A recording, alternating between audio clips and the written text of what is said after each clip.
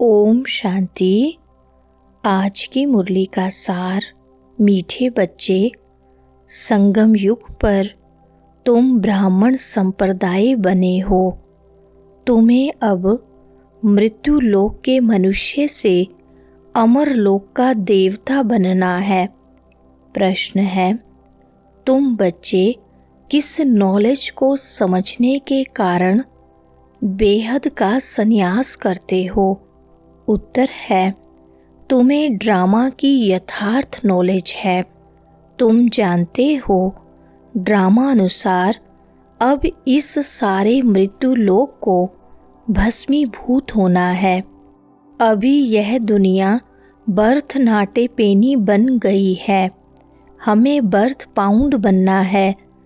इसमें जो कुछ होता है वह फिर हूबहू कल्प के बाद रिपीट होगा।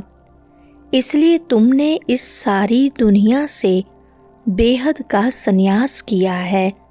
सुनते हैं मुख्य पॉइंट्स। पहली पॉइंट, अब बाप पढ़ाते हैं संगम पर, आत्माओं को पढ़ाते हैं। इसलिए बच्चों को कहते हैं आत्म अभिमानी हो बैठो।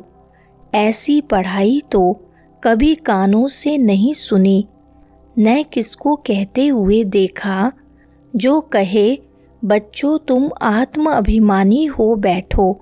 यह निश्चय करो कि बेहद का बाप हमको पढ़ाते हैं। कौन सा बाप? बेहद का बाप निराकार शिव। बाप कहते हैं तुम कुछ नहीं जानते थे, ब्लाइंड फेथ था। सिवाय जानने के किसकी पूजा करना व याद करना, उसको ब्लाइंड फेथ कहा जाता है। दूसरी पॉइंट, अपने श्रेष्ठ धर्म श्रेष्ठ कर्म को भी भूल जाने से वह कर्म भ्रष्ट धर्म भ्रष्ट बन पड़ते हैं। भारतवासी इस समय देवी धर्म से भी भ्रष्ट हैं। बाप समझाते हैं वास्तव में तुम हो प्रवृत्ति मार्ग वाले। वही देवताएं जब अपवित्र बनते हैं तब देवी देवता कह नहीं सकते। इसलिए नाम बदल हिंदू धर्म रख दिया है। यह भी होता है ड्रामा प्लान अनुसार। सभी एक बाप को ही पुकारते हैं, हे पतित पावन आओ। वह एक ही गॉड फादर है जो जन्म मरण रहित है।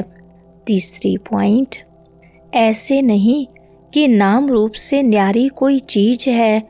आत्मा का व परमात्मा का रूप बहुत सूक्ष्म है, जिसको स्टार व बिंदु कहते हैं।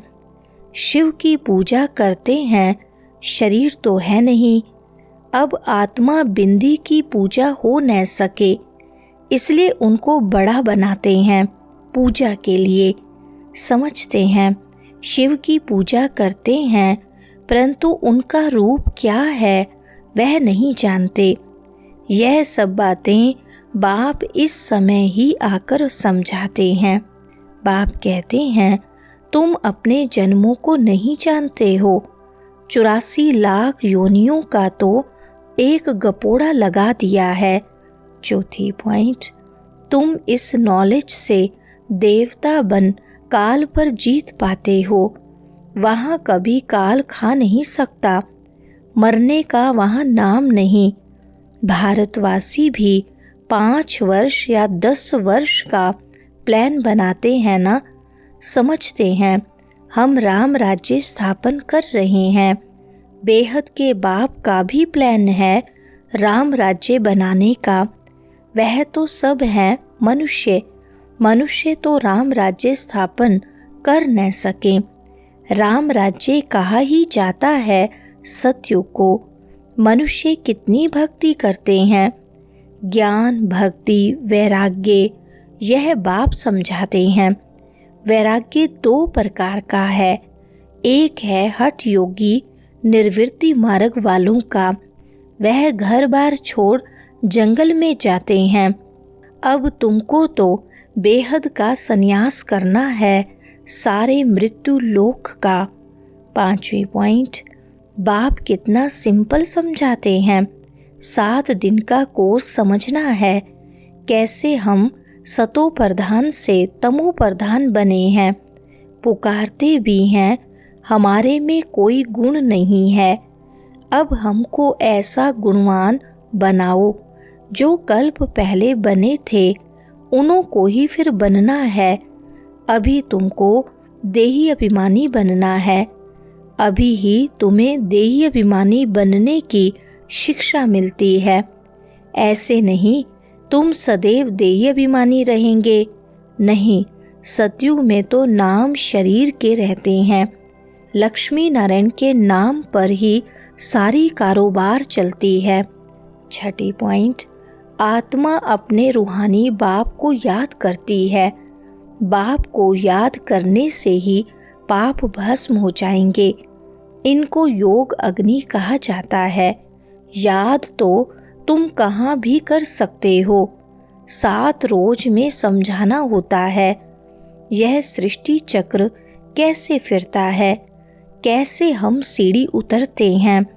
अब फिर इस एक ही जन्म में चढ़ती कला होती है।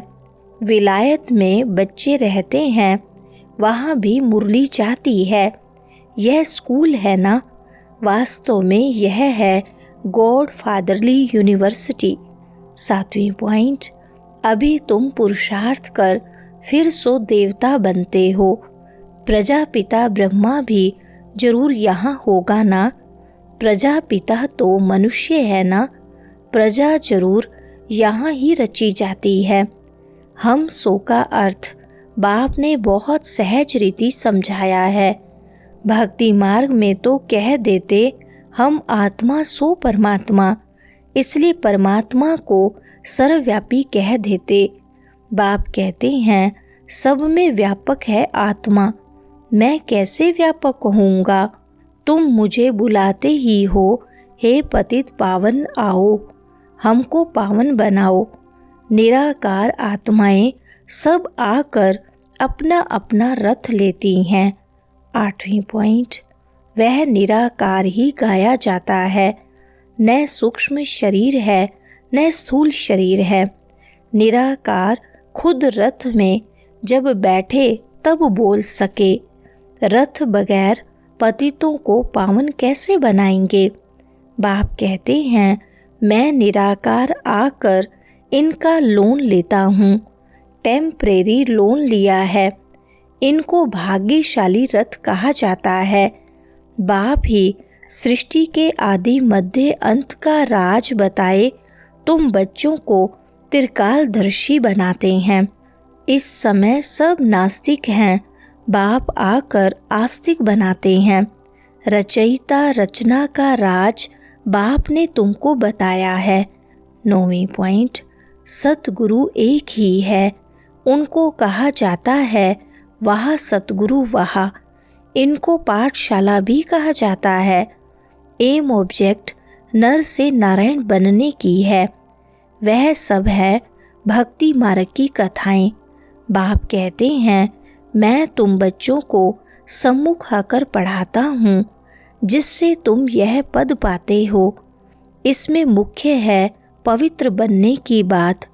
बाप की याद में रहना है, इसी में ही माया विघन डालती है। तुम बाप को याद करते हो अपना वर्षा पाने के लिए। 10 पॉइंट, यह नॉलेज सब बच्चों के पास जाती है। कभी भी मुरली मिस न हो। मुरली मिस हुई गोया एब्सेंट पड़ जाती है। मुरली से कहाँ भी बैठे रिफ्रेश होते रहेंगे। श्रीमत पर चलना पड़े। बाहर में जाते हैं तो बाप समझाते हैं पवित्र जरूर बनना है, वैष्णव होकर रहना है। वैष्णव भी 2 प्रकार के होते हैं। वैष्णव वल्लभाचारी भी होते हैं, परंतु विकार में जाते हैं। पवित्र तो है नहीं। तुम पवित्र बन विष्णुवंशी बनते हो, वहाँ तुम वैष्णव रहेंगे, विकार में नहीं जाएंगे। वह है अमर लोक, यह है मृत्यु लोक, यहाँ विकार में जाते हैं। 11 पॉइंट, विलायत में रहते भी तुम पढ़ सकते हो। इसमें किताब आदि कुछ भी नहीं चाहिए। कहाँ भी बैठे तुम पढ़ सकते हो, बुद्धि से याद कर सकते हो। इसमें परहेज बहुत अच्छी रीति चाहिए। इन लक्ष्मी नारायण जैसा सर्वगुण संपन्न बनना है। खान पान की भी परहेज चाहिए। और दूसरी बात, बाप को याद करना है। इसको कहा जाता है सहज राजयोग। राजाई प्राप्त करने के लिए अगर राजाई न ली तो गरीब बन जाएंगे। श्रीमत पर पूरा चलने से श्रेष्ठ बनेंगे। भ्रष्ट से श्रेष्ठ बनना है। वरदान है, सब कल्याण के प्रत्यक्ष प्रमाण द्वारा विश्व कल्याण की सेवा में सदा सफलता मूर्त भव। विस्तार है, जैसे आजकल शारीरिक रोग हार्ट फेल का ज़्यादा है, वैसे आध्यात्मिक उन्नति में दिल शिकस्त का रोग ज़्यादा है। ऐसी दिल शिकस्त आत्माओं में प्रैक्टिकल परिवर्तन देखने से ही हिम्मत व शक्ति आ सकती है। सुना बहुत है, अब देखना चाहते हैं। प्रमाण द्वारा परिवर्तन चाहते हैं तो विश्व कल्याण के लिए सब कल्याण पहले सैंपल रूप में दिखाओ। विश्व कल्याण की सेवा में सफलता मूर्त बनने का साधन ही है प्रत्यक्ष प्रमाण। इससे ही बाप की प्रत्यक्षता होगी। जो बोलते हो वह आपके स्वरूप से प्रैक्टिकल दिखाई दे तब मानेंगे। स्लोगन है, दूसरे के विचारों को अपने विचारों से मिलाना, यही है रिगार्ड देना। अच्छा, ओम शांति।